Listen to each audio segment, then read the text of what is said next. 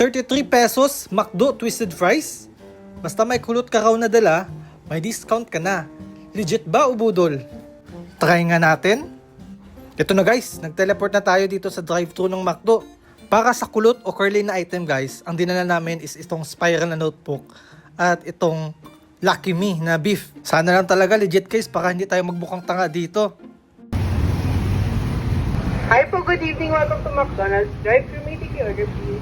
Hello po, available ba yung stir fries na promo? Yes po sir, available po. Pwede ko bang mag-order ng apat na pieces doon?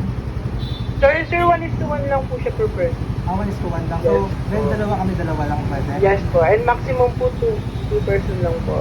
Sige po, dalawa na lang. Then 30 minutes po bago po ulit mag-reset po ng anak. Okay, dalawa na lang po. Okay po. Yun lang po. Next window na lang sir.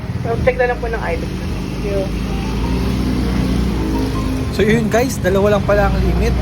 Ilang item po dala nila? Dalawa. Ito po. 66 na. May receipt po na. Parang effort namin tingnan nyo. Okay.